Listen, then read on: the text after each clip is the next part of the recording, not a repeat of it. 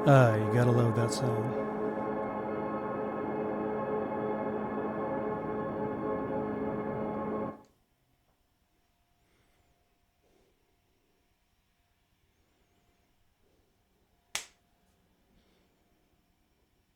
All right. This is the Morphagene. So I'm going to apologize ahead of time for my hairy arm sticking in the camera's way, but this is the only way I can record this. So I promised the modular synthesizer class at Cal State Long Beach, my alma mater, led by Mr. Richard Cooper, that I would give a brief introduction into the basics of the Morphagene. So let's start out with what is the Morphagene. So is the Morphagene a tape looper? Yes, it is. It can play a whole sample by itself. It can play it backwards.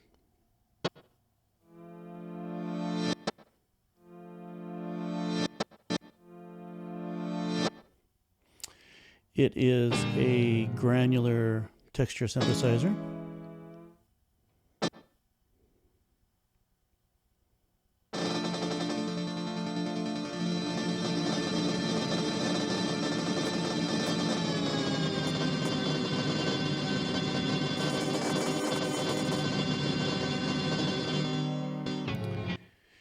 And it is at its most basic, a sample player.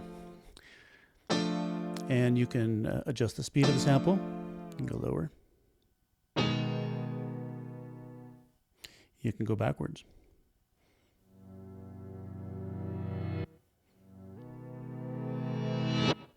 Faster. Or really glacially slow.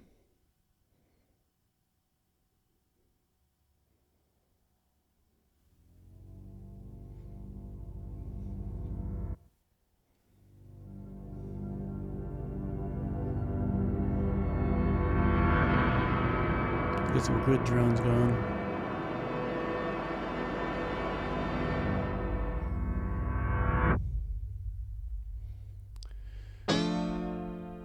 So, there's a lot of controversy about just how good the Morphagene is when compared with some of the other more specific modules out there. For example, the Qubit Nebulae version 2 is arguably better at time stretching than the Morphagene is. You can time stretch with a Morphagene by putting a clock into the clock input. Possibly the R bar, which I also own, is, well, not possibly, definitely is a better granular texture synthesizer. Something like the Ludba, also by Instro, is much better tape loop player. But the Morphagene does all of those functions, and you can switch between those functions or blend between them or morph between them rather seamlessly. You can go from just looping a simple sample to going in and splitting it up into specific grains, randomly altering the grains on their playback, pitch shifting the grains, and you have a whole volt per octave input that will you can play it as a granular synthesizer. So the Morphagene is kind of a jack of all trades in terms of manipulating samples that you put into it. So the first question is, well, how do I get a sample into it? So there are two ways of doing that.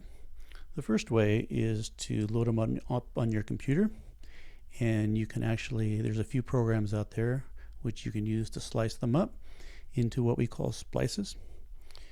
And the second way is the easier way, and that is simply to listen for the stereo inputs on the left side.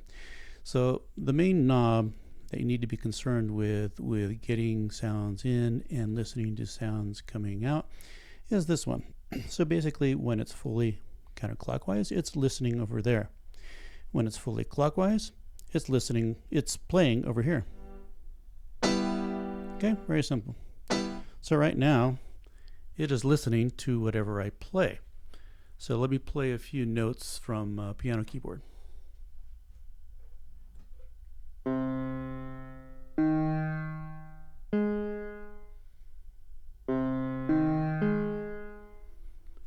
Okay, so you can input those, you can play in those notes and record them as you're playing by using the record function. But first of all, admittedly, this is one of the first issues that the Morphagene had when it first came out, was that the input was rather low. The gain was rather low. So if you try to put a line input into there, the Morphagene wouldn't pick it up very easily. But Make Noise, there's one thing you can say about them, they're quite good about updating their modules and adding new functionality. And one thing they did add was a gain functionality. So if you can hear the level of this piano now,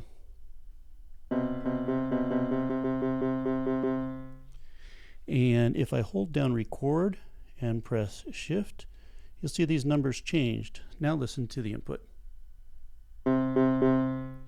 Definitely louder. Do that again. Now it's orange. Even louder. And I believe purple or violet is the loudest gain setting, and that's that one. Great. So right now this is modular level input, so it's somewhat hot already.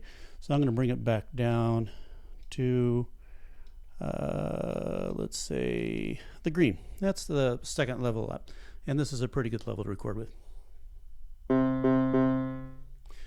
So all I'm doing is I'm bringing MIDI keyboard notes into my pianophonic, and the pianophonic is outputting directly into the Morphagene, and you can hear that it's listening to it. This is the second knob that you need to be concerned with. This is your speed control. And this is somewhat of a pet peeve of mine, but when you're set at green, that means that your pitch is as the input. Now, where is that green? Oh, there it was. Well, no, come back.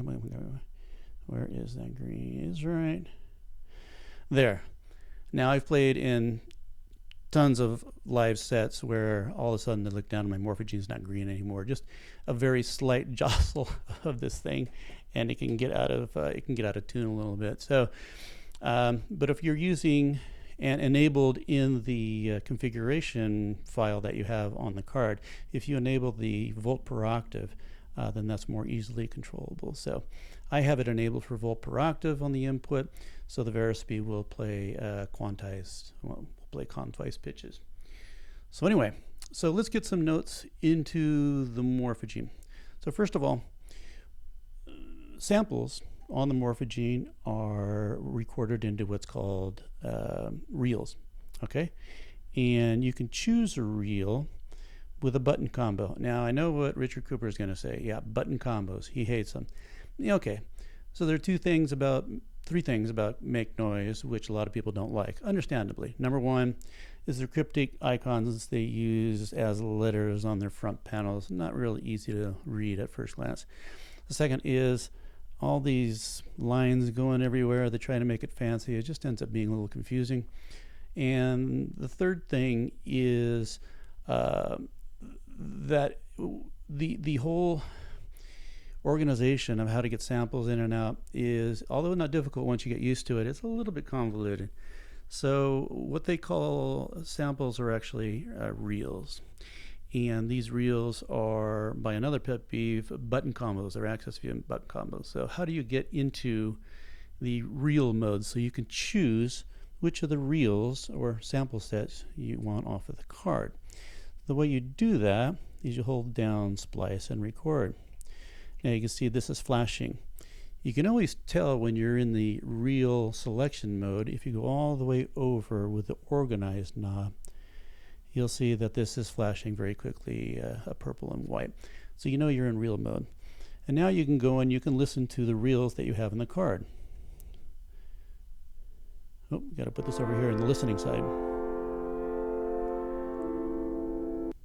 Here's another reel that you can annotate by the color.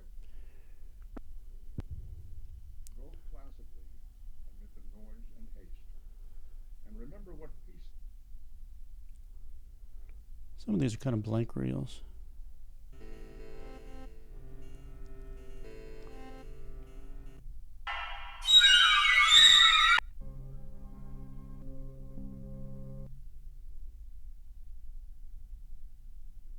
Okay, so each time the color changes, that means you're in a different reel.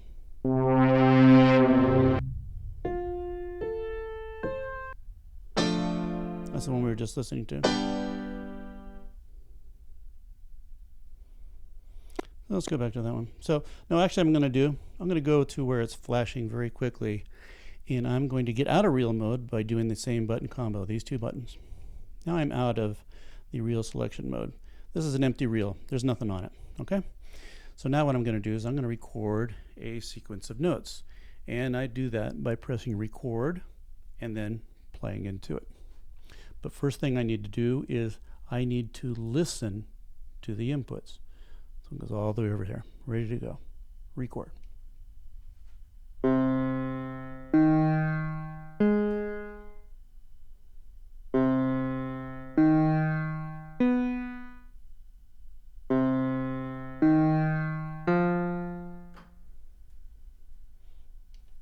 Okay. Now, if you want to listen to those rather poorly played notes, that was a great note.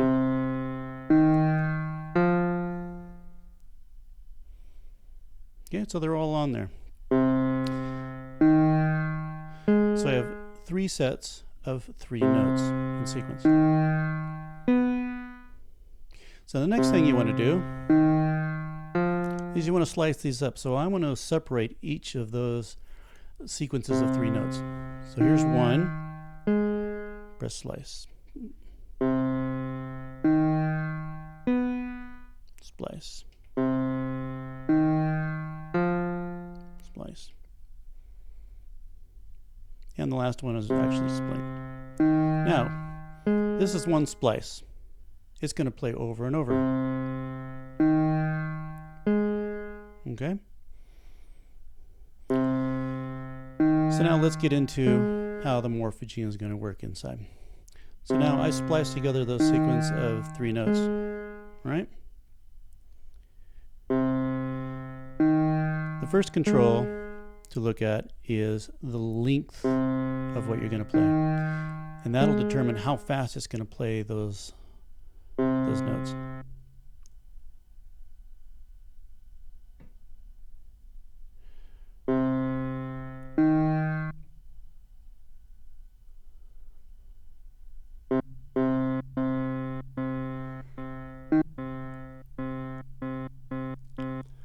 So basically this is setting a window of the whole sample, and it's only playing a portion. So I'm just shortening that portion.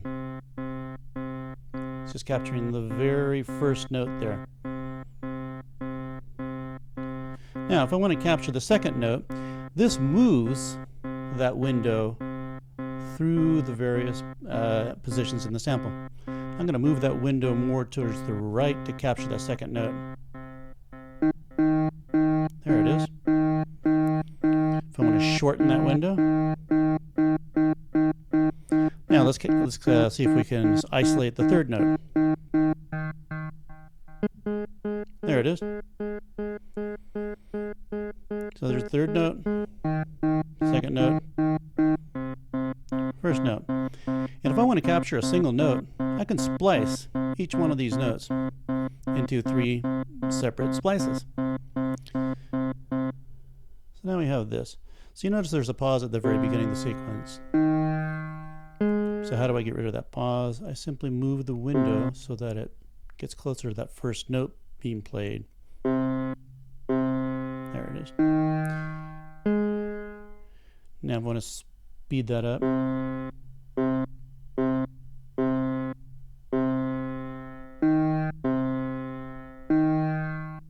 So I've captured the first 2 notes.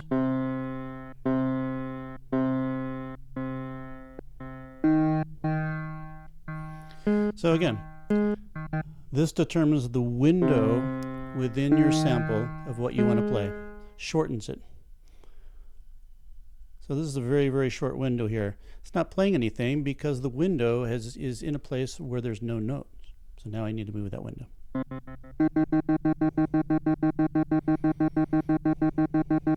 Okay?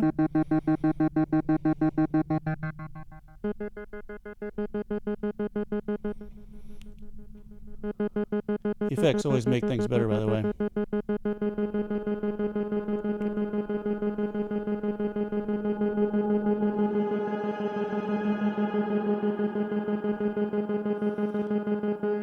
Okay, so once more, this will determine the size of the window of the part of the sample that you want to play.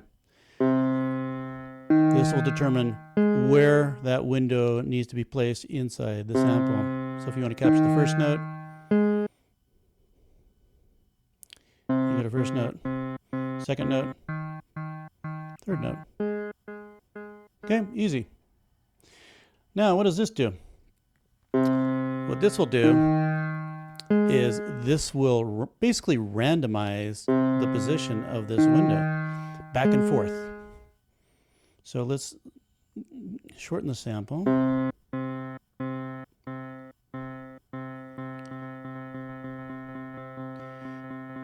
So up until this line that you see here, it's really only picking out that one position of the sample that you have. So basically nothing's really changed. Now it's starting to change. Now it's picking up the second one. And when you get to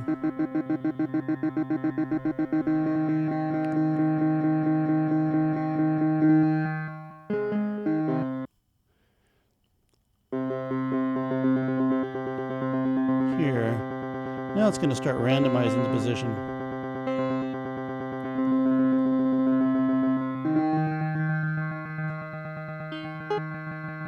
When you get to past 230 or so, right about here, now what the hell is it doing? What it's doing, it's actually pitch shifting. Now this pitch shifting is, you're able to configure it yourself. There is a configuration file on the SD card which has many options that you can adjust with a text editor, and basically tell it what you want it to do when it gets to the pitch shifting position, which is past 2 o'clock, 2:30. I have it set to fifths, so it is grabbing one of the grains, one of the samples here, and it's playing the fifth up. You can have it play a fifth down, you can do a third, you can do a seventh, you can do a ninth, you can have it whole octave play up and down, which is kind of cool, but that's basically what it does. Now, the last knob is this one. So as you remember, we set 3 different splices on that sample. I go back here. We have this one. Now the next one you can choose by rotating this knob till that color changes. It'll finish playing the sample first. Now I'll go to the next one, which is a horrible one. And then, now it's green. It's going to play the third sample, third splice.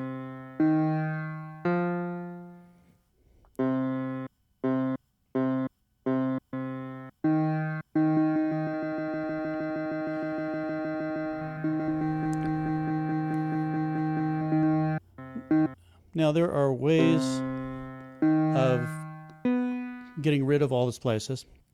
Like for example, if I don't like that splice, hold shift and splice.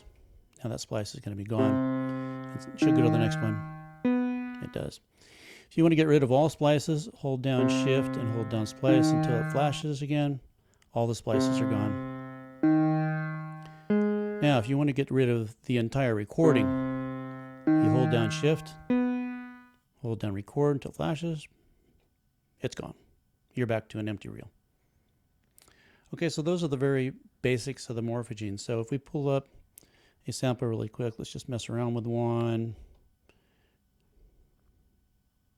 Yeah, we'll go back to this one. Okay, we're out of reel mode. So what I'm going to do, by the way, you can see how many splices there are here. There's 2, 3, 3. You can also go from one splice to the next by shift, just pressing this. Now to go to the next one, and now to the next one. Okay?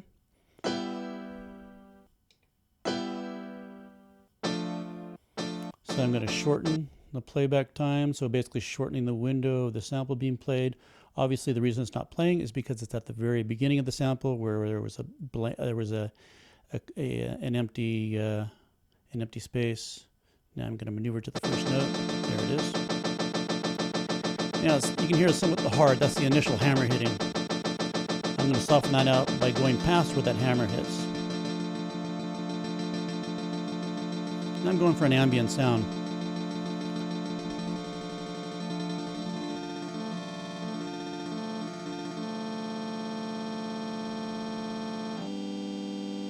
Yeah, it's more of a granular sound. There we go. That deserves some reverb.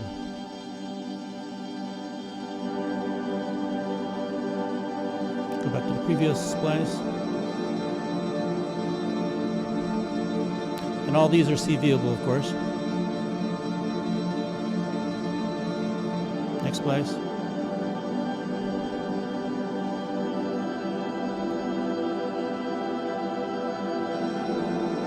It goes back to the first splice. Let's reverse.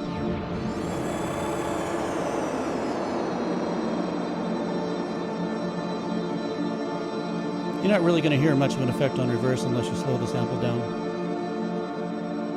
because you're basically reversing your attack and decay.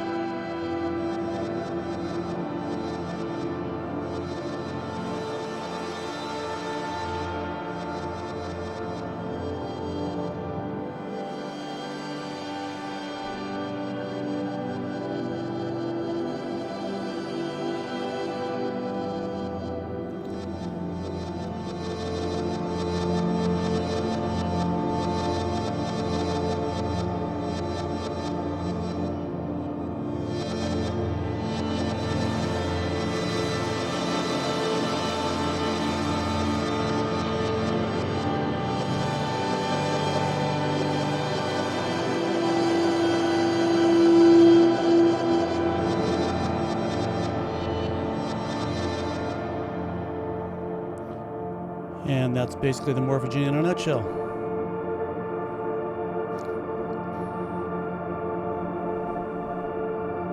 If you have any questions whatsoever about the workings of this module, or if you need any tips on additional things, like for example, this is a trigger for play, trigger for record, this is the clock input, this is actually a CV output, this is the end of sample trigger. If you have any questions regarding any of these, please just go ahead and leave me a comment in the notes, or Richard knows how to get a hold of me, and I'd be more than willing to walk you through it, so just let me know. All right? Hope you enjoyed this demo, and have a good one.